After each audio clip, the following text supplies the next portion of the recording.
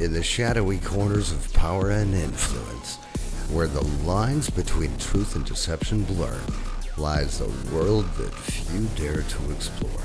Join us as we venture into the labyrinth of the unspoken, the hidden, the deliberately obscured. We shine a light on the dogma that's been fed to the masses, unmasking the intricate web of deception spun by those who wish to control you. Welcome to Beyond Undisclosed.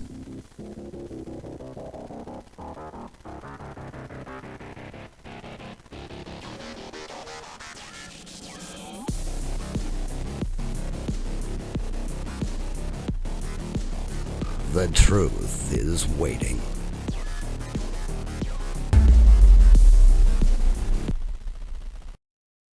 Those who know me personally don't associate my personal blemishes with these messages. The Venusians, are not asking me to emphasize any of these bad things, but when you're looking at the world, it's not just a bunch of inept politicians. This is a very organized, highly technologically advanced cadre, well-financed and supported by systems of government, by beings who live thousands of years to hoodwink and create chaos on the earth by creating monetary systems based on scarcity and lack, bellicose militarists, people who take evil jobs, and people who are just downright evil. Those are some of the other messages. So let's go back to the Freemasons.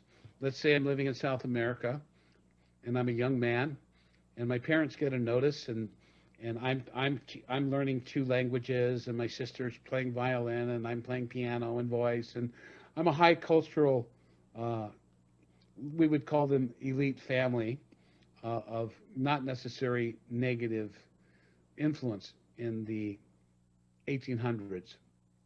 Same thing took place in the 1700s, but I'm going to use the 1800s.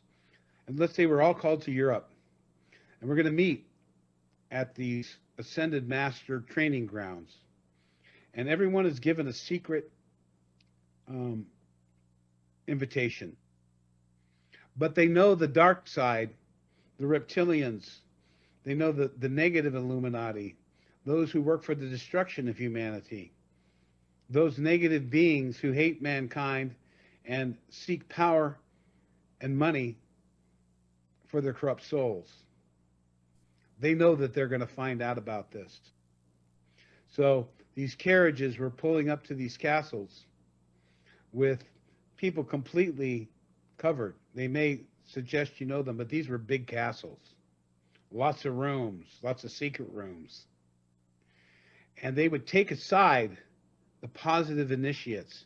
This is all known by the higher masters who read auras.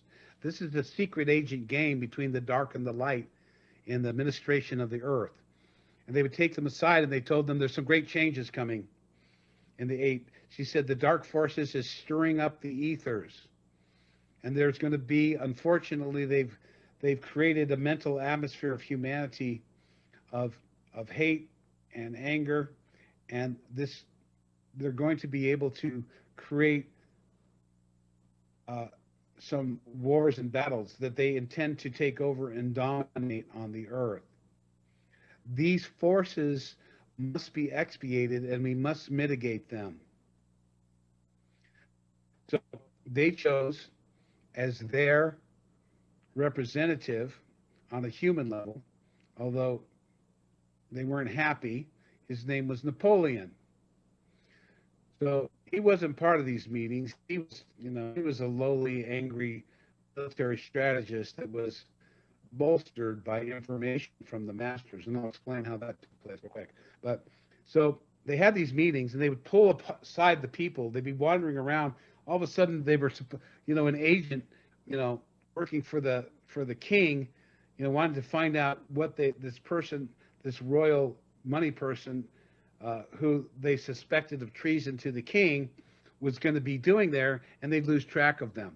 So they had no evidence.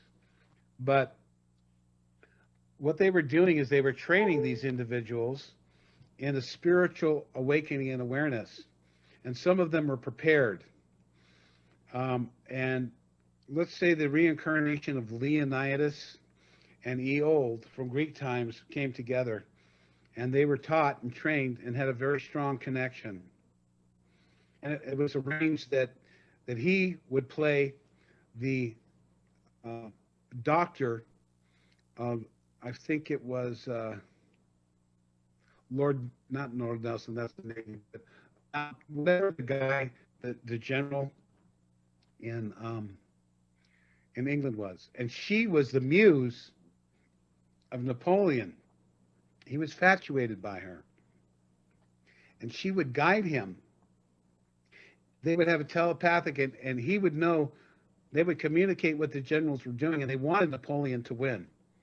It was horrible. The blood had to be sacrificed. It had to be spilt. But had it gone the way of the royals, it would have allowed for complete and total domination and the slavery of the humans on the planet. And it's very sad, but those were the rules of engagement between the dark and the light at that time. The covenant that allowed the Satan to rule the earth took place because the interior government of the earth and the higher dimensions agreed to have this being control the earth. Now, the other beings that in the government interior government of the earth did not want him to rule, but he ruled, and that we have 16,000 years of literally a demon running this planet. And that goes into other elements, and that's being unwound right now. A season. So here you see, yeah, you can see them. We'll show their eyes glitching in a later one. You're going to have to break this up, I think, into part 1, 2, and 3. So anyway, let's go back to the American and French Revolution. So the woman that I met, when I talked to her, I said, you know, because she goes, I've been serving the planet for 300 years. You know, she told me, I worked with Benjamin Franklin and Thomas Jefferson and John Adams. I said, Thomas Paine. She said, yes.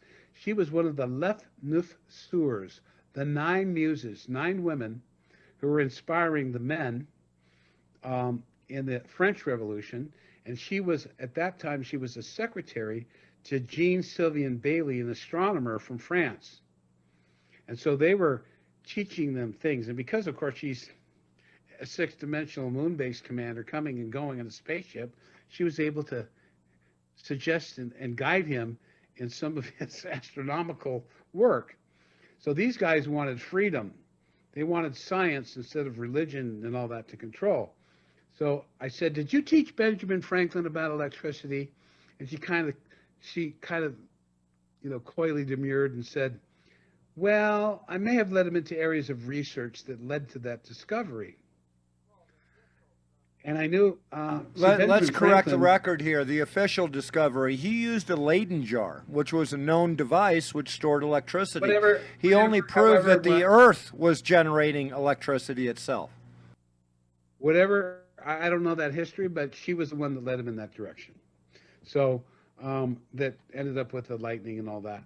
So that's fine. So we go back to Thomas Jefferson. See, now I knew that that Benjamin Franklin, they were having secret meetings. No British could attend.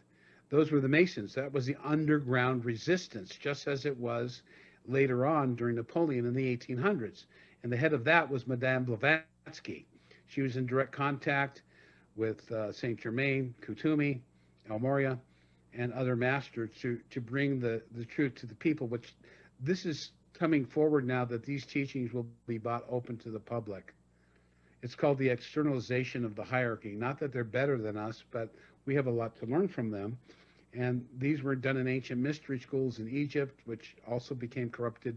So let's go back to talking about Thomas Jefferson. So I knew that Benjamin Franklin did the Boston Tea Party. He was against reptilian control.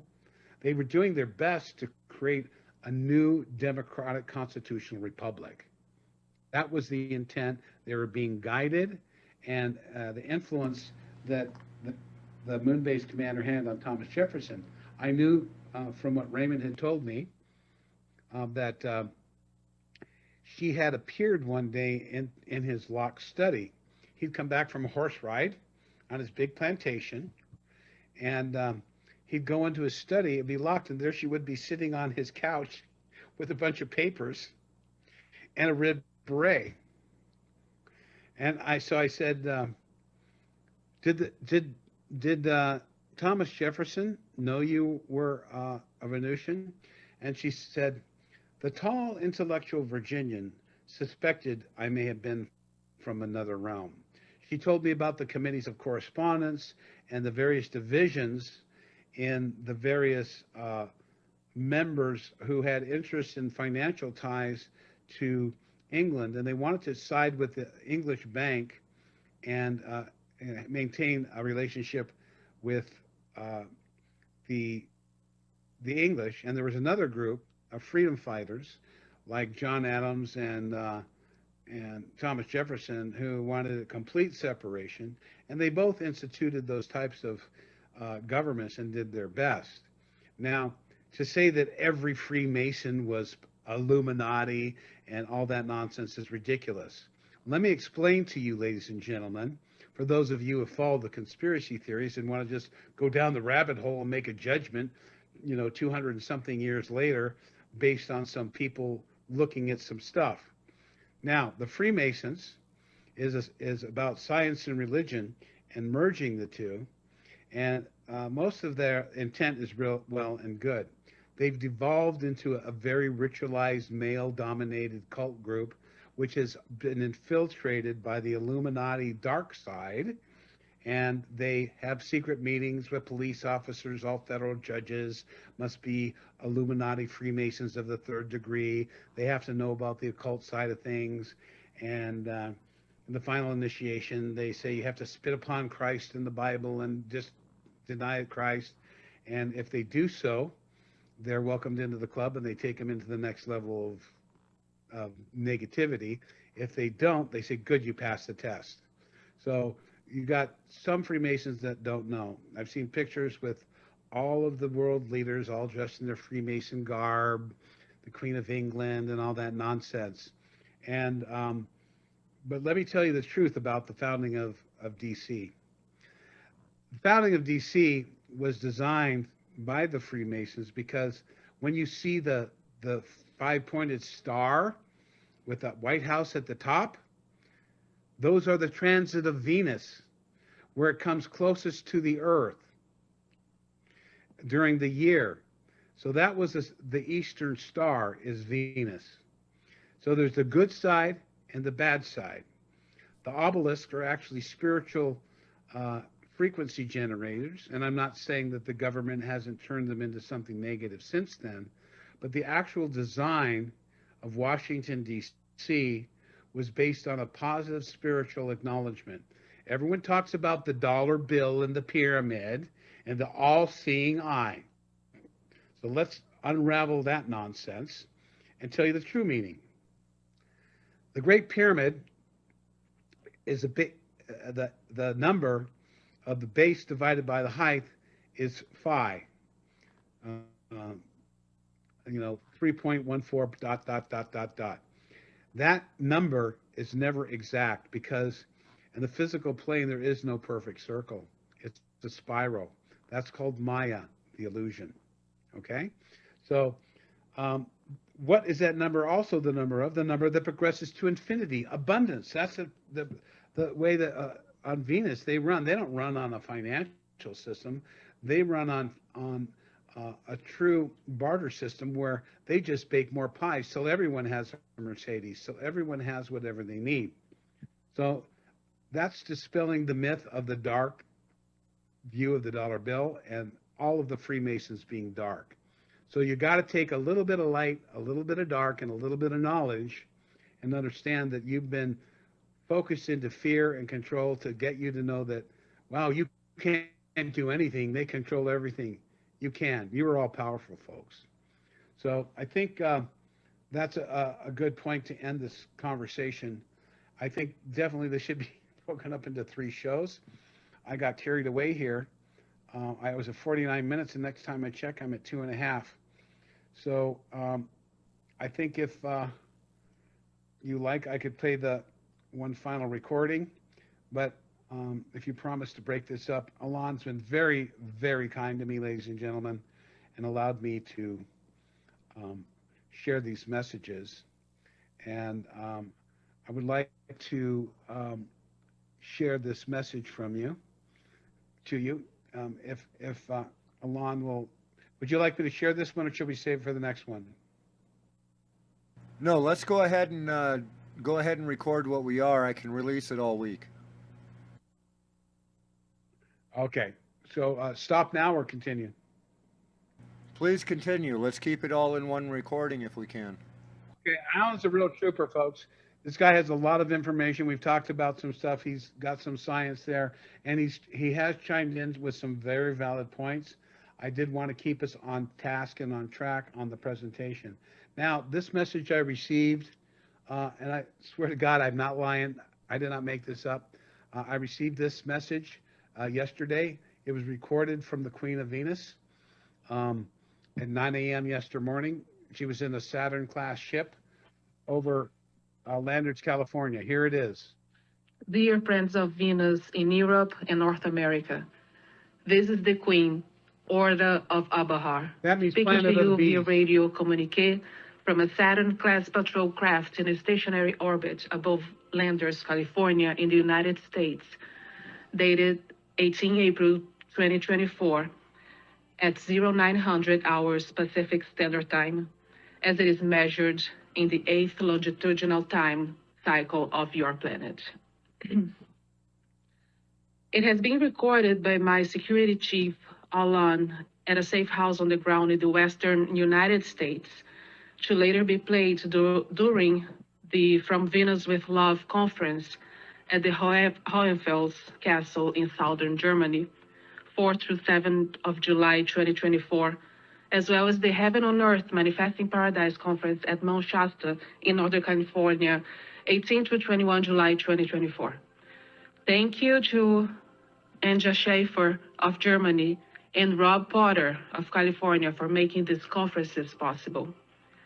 Our congratulations are extended to Dr. Raymond Keller, Cosmic Ray, for his authoring of 2 new books, The Real Resident Aliens and Autobiography of a Venusian.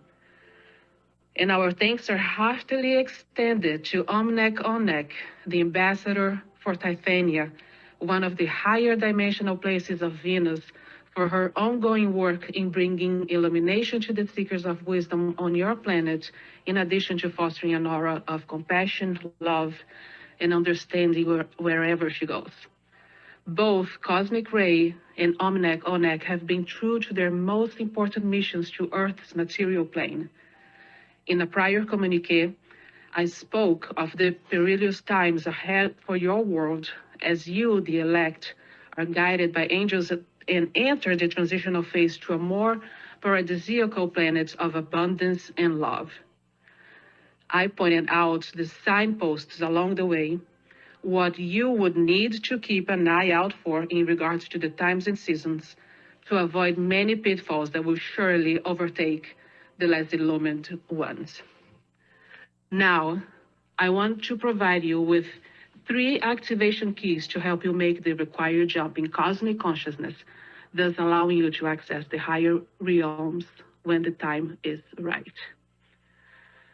When our commander, Valiant Thor, spoke to you about his opening up of the night classes carried out aboard his Victor 1 spacecraft, he was signaling the readiness of certain ones among you to proceed further along the paths of transition, and even for a yet smaller cohort, translation into the celestialized spheres, or God worlds, as some of your philosophers know them to be.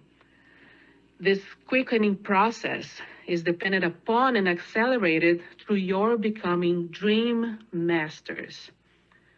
We, the descendants of Norca and the inhabitants of Abahar, cannot say enough about the importance of sleep to ourselves or to you, the human beings, for both your physical, psychological, and spiritual development.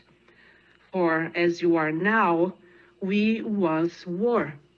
That is why you have much to learn from us in our prior experiences. While in the sleep phase, all facets of your bodily presence in multiple dimensions are rejuvenated. I repeat, while in the sleep phase, all facets of your bodily presence in multiple dimensions are rejuvenated. While realizing the importance of dreams, however, many have erroneously assumed that they have no control over them.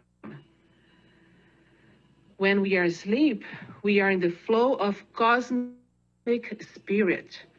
By the power of this spirit in the dream state, our higher self allows us to make connections with people, ideas, places, and things that we have encountered during our waking hours. In this state, linkages can also be made with subconscious memories. That is why our dreams require a careful analysis conducted with spiritual discernment. Being out of the physical body, except for a silver cord allowing us to return to Earth, we find ourselves outside of both space and time, at least as we know it. This allows us to gain new perspectives and understanding through divine gnosis, even to the point of being able to predict future events through the correct interpretation of omens and signs encountered in the dreamscape. There are various types of dreams that we might experience, and our consciousness will be raised to yet higher levels as we attempt to exercise a greater control over our individual dreaming process. When we have dreams of essential nature, we experience pleasure through our bodies through varied stimuli. This is the most basic level of dreaming. The second class of dreaming comes through projection. Here's where we encounter teachers or guides, as in the case of the night classes aboard the Victor I with Valiant Thor and his crewmates. Through projection, we can gain the information required to pass by the cherubim and also other guardians angels at the gates of celestial worlds. In the ancient mystery schools, most of the revelations imparted by oracles were initially gained through projective dreams. The third class of dreaming involves memories of past lives.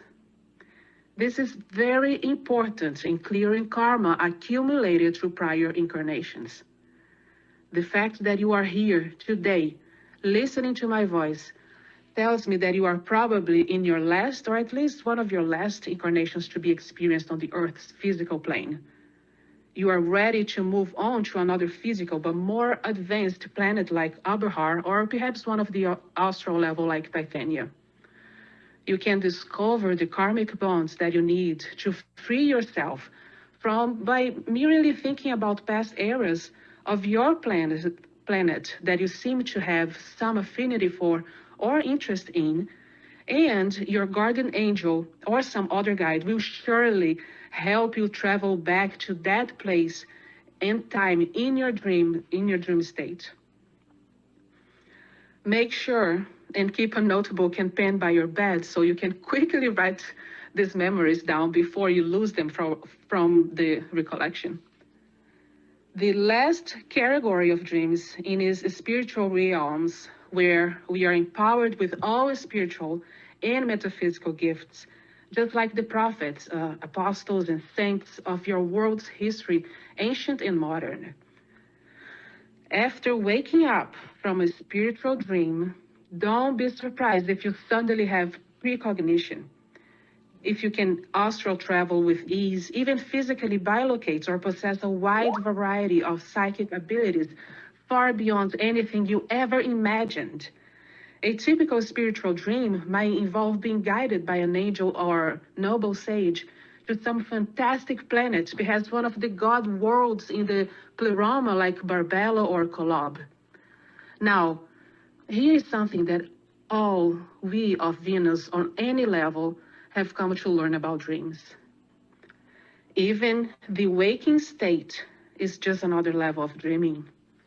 The ancient Hindus called it Maya, or illusion.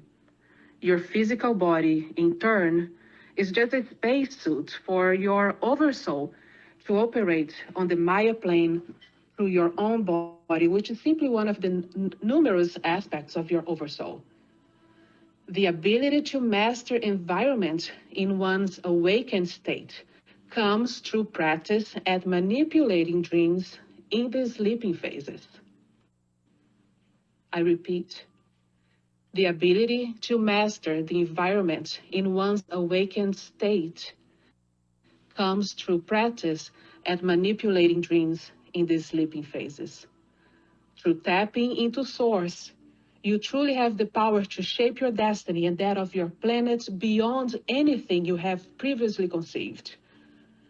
I want to conclude my remarks with a synopsis of the message of her book, A Course in Miracles, as given by Marianne Williamson in 1992, but forever remains relevant to all the peoples individually of Earth.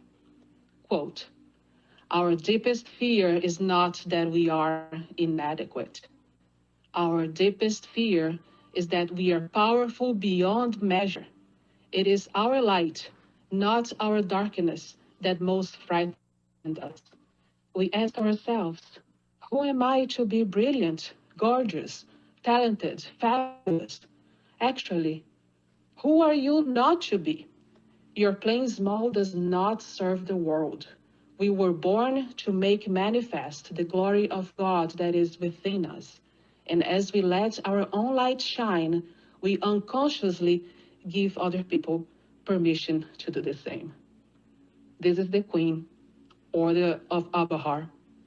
Thank you for your kind attention. Okay, so there we go. I'm gonna end this now. Well, hold on. Is there any other messages that you might be able to share? What I can do is I can edit them out and air them separately. That's really kind of you. Let's do it again another time. All right. And I'd like to say maybe we can cut. You can cut here, but I'm gonna leave you a little end that you can put at the end. Don't stop it yet, but I'm gonna put the end of each show. I'd like to say, I'd like to thank Alan for his diligence, his kindness, his intelligence, his technical abilities in helping to put together these shows in support of the message of the Venusians, and for me to share the knowledge that they wish to impart to us. There's going to be a lot of changes on the earth and in our societal infrastructure, but the real change is coming from within us. So my website is called thepromiserevealed.net. If you're listening to this in 2024, my summer conference is from July 18th to the 21st. There will be messengers there, but you've seen from some of this presentation, they're going to look just like us and you won't recognize them or know them. So thank you, Alan, for taking the time and reaching out to me. And this show will be broken down into several shows. And this will kind of be the ending for all of my hope. So thank you for having me on today, Alan, and God bless you. You bet. Thank you for coming on. That was Robert Potter, extraordinaire, multiple contact with the Venusians, and also will be interviewed for the Beyond Undisclosed documentary that we'll be having soon as well. Please stick around for that, and thank you for tuning in. May everyone's God be with him. Thank you so much.